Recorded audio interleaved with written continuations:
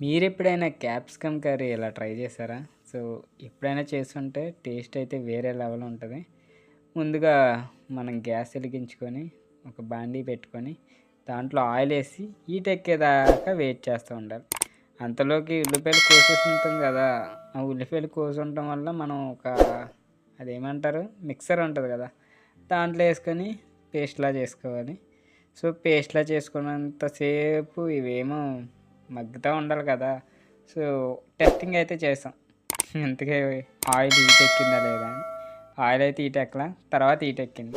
So, ఇంక heat ఎక్కింది కదా అని ఆ ఉల్లిపాయ పేస్ట్ ఉంది కదా! అదైతే ఏసేసుకున్నాం. సో, మొత్తం వీడియో చూసే ముందు ఎవరైతే మన ఛానల్ కొత్తవారు చూస్తున్నారో తప్పకుండా సబ్స్క్రైబ్ అయితే చేసుకోండి. మంచి డైలీ వ్లాగ్స్ అయితే వస్తాయి. సో, కొంచెం ఎంటర్‌టైన్‌మెంట్‌గా ఉంటాయి. మీ సపోర్ట్ అయితే నాకు అవసరం. ఛానల్ సబ్స్క్రైబ్ అయితే చేసుకోండి.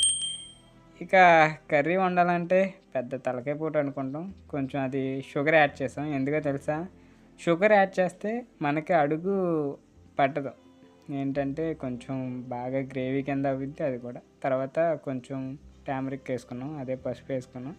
మిక్స్ చేసుకోవాలి అటు ఇటు. సో, అడుగు ఎందుకు పట్టదంటే షుగర్ వల్ల మనకు కొంచెం కింద మాడిపోతూ ఉంటుంది కదా! దాని గురించి కొంచెం ఎంతో కాదు లిటిల్ బిట్ వేసుకుంటే మనకు అడుగు అట్టకుండా అయితే ఉంటుందంట. తర్వాత కొంచెం సాల్ట్ అయితే వేసుకున్నాం. సో, మిగతాదంతా అలా ఉడుకుతూ ఉంది. ఎప్పుడు ఉడుకుతుందో అని చూస్తూనే ఉన్నాం. ఇంకా ఉడుకుతూనే ఉంది. ఇంకా తేదో తక్కువైంది అనుకున్నారా? పచ్చిమిరపకాయలు. సో, అవైతే కొంచెం లేటుగా అంటే కోయడానికి కొంచెం టైం అయితే పట్టింది.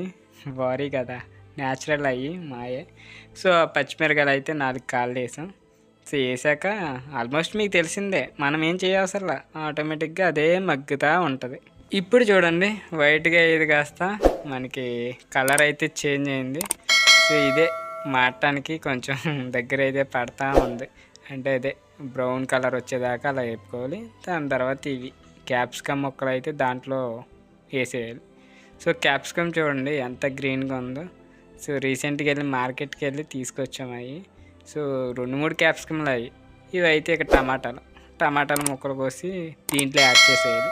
సో, ఇవి వేస్తే మళ్ళీ మిక్స్ చేసుకుంటే గ్రేవీ చూడండి. మీకు పంచదార చిట్కా చెప్పా కదా! అడుగు అట్టకుండా చూడండి. అడుగైతే పట్టదు. ఎందుకంటే పంచదార చిన్న పులుపు ఉంటుంది కాబట్టి. మళ్ళీ కాసేపు అయినాక 5 నిమిషాల తర్వాత ఎలా ఉందని చూసా. సో, అప్పటికి కూడా గ్రేవీ కింద అయితే తయారైపోయింది కర్రీ. సో, కర్రీ ఇంకా అవలా తయారవుతూనే ఉంది. ఇంకా కాసేపటికి వెయిట్ చేస్తే కారం అయితే యాడ్ చేసాం. సో, కారం యాడ్ చేసిన తర్వాత చూడండి ఎంత రెడ్ కలర్గా మారిపోద్దో. సో, గట్టితో అలా అలా అలా తిప్పుతూ ఉంటుంటే కలర్ అలా అలా అలా చేంజ్ అవుతూ ఉంటుంది. సో, ఫైనల్ టచ్ ఇదే. కారం యాడ్ చేస్తే మనకి కొంచెం కలర్ఫుల్గా అయితే కనిపిస్తుంది. సో, ఇంకా పచ్చిగానే ఉంది. ఇదంతా ముక్క అనేది మగ్గాలి. క్యాప్సికమ్ ఏదైతే ఉందో ఆ క్యాప్సికమ్ మగ్గాలి. కరివేపాకు కూడా వేస్తాం.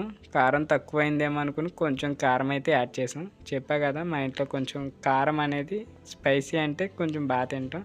సో, అందు గురించే ఎవరైనా స్పైసీ యాడ్ చేసుకోవాలంటే కొంచెం యాడ్ చేసుకొని తర్వాత వాటర్ అయితే పోసేసుకొని అటు ఇటు కలిపేసుకోండి.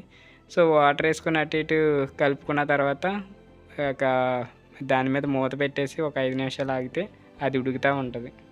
ఇంతలోకి మళ్ళీ మనం మిక్సర్కి పని చెప్పాలి. దీంట్లో ధనియాలు, దాల్చిన చెక్క, లవంగ, జీలకర్ర ఇవన్నీ యాడ్ చేసి దీంట్లో అయితే వేసుకోవాలి. ఫైనల్గా చూడండి వాటర్ పోసాం కదా ఎలా పొగలు వచ్చేస్తున్నాయో.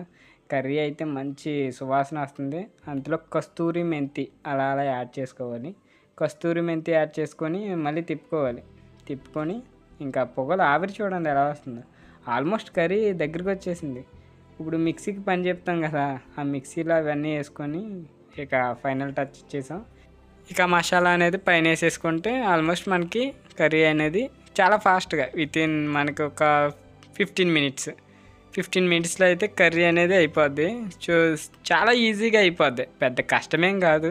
ఆల్మోస్ట్ కర్రీ అయితే అయిపోయింది. ఇంకా చూడండి టేస్ట్ కోసం మేము అటు ఇటుకి వెళ్తున్నాం. ముక్క అయితే ఉడికిపోయింది. క్యాప్సికమ్ ముక్కలు అయితే బాగా ఉడికినాయి. సో, ఇంకా ఫైనల్ టచ్ ఇది. గట్టిగా అలా తిప్పేసుకొని ఒక బౌల్ తీసుకొని దాంట్లో సర్వ్ చేసుకుంటాం. లేకపోతే కొంచెం రైస్ పెట్టుకొని తినేయడమే. టేస్ట్ అయితే ఇరగదీసేద్ది. ఇది కూడా మా అక్కే చేశారు. సో, ఆఖరికి ఫైనల్గా ఒక బౌల్లో అయితే వేసాం. మొత్తం ఇలాగైతే అయిపోయింది. కర్రీ అయితే టేస్ట్ అయితే బాగుంది, చాలా బాగుంది. వీడియో మీకు వర్త్ అనిపిస్తే ఛానల్ తప్పకుండా సబ్స్క్రైబ్ అయితే చేసుకోండి. వీడియోని లైక్ చేసి పెళ్ళైన వాళ్ళకైతే షేర్ చేయండి అబ్బా.